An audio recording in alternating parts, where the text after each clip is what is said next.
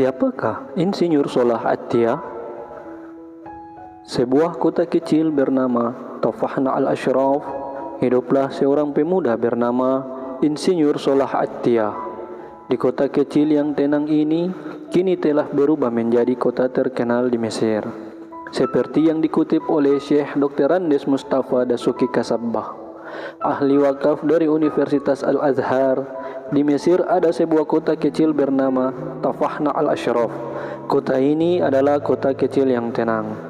Namun, atas perjuangan seorang bernama Solah At-Tia, kota ini menjadi salah satu kota terkenal di Mesir. Solah At-Tia adalah seorang pemuda miskin dari kota itu.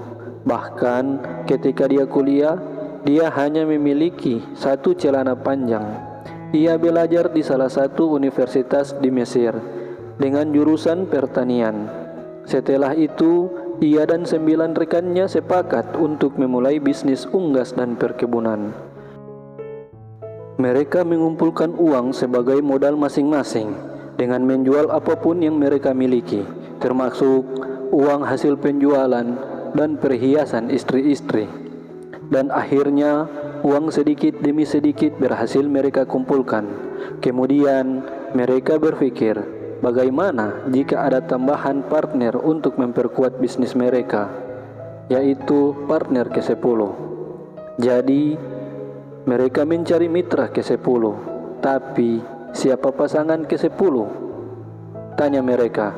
Kemudian, Insinyur Solah At-Tia mengusulkan satu nama sebagai pasangan ke-10-nya, yaitu Allah Subhanahu wa Ta'ala, dan Allah akan menerima 10% dari keuntungan bisnis mereka, dengan perjanjian Allah yang akan memberikan perlindungan, pemeliharaan, dan perawatan dari segala wabah penyakit.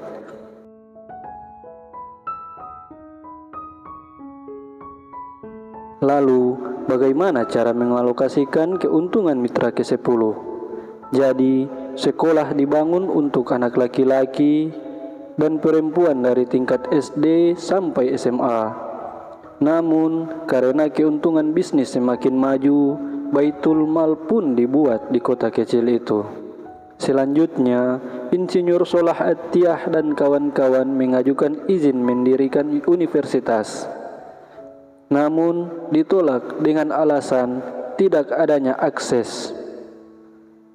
Akhirnya, mereka mengusulkan pembangunan universitas lengkap dengan jalur kereta api dan stasiun dengan biaya sendiri, dan ini akhirnya disetujui oleh pemerintah. Akhirnya, untuk pertama kalinya universitas pertama di kota kecil ini didirikan. Selanjutnya, didirikan universitas-universitas berikut, ditambah asrama untuk mahasiswi yang berjumlah lebih dari 1000 kamar. Kemudian, Baitul Mal kedua dibangun dan alhasil, kemiskinan di kota ini hilang. Setiap panen, seluruh kota diberikan sayuran gratis dan juga diadakan pelatihan bagi pemuda pengangguran untuk menjadi petani tangguh dan bisa mendapatkan hasil yang diekspor ke negara tetangga. Dan pada puncaknya, Insinyur Solah menyerahkan 100% keuntungan usahanya kepada Allah Subhanahu wa Ta'ala sebagai partner ke-10, dan dia berubah menjadi karyawannya Allah untuk pasangannya yang ke-10, dan dia juga mau menerima gajinya dengan syarat Tuhannya, sehingga dia diberi keyakinan bahwa dia hanya membutuhkan dan meminta kepadanya saja. Di akhir hidupnya, ia dibaringkan oleh jutaan orang Mesir.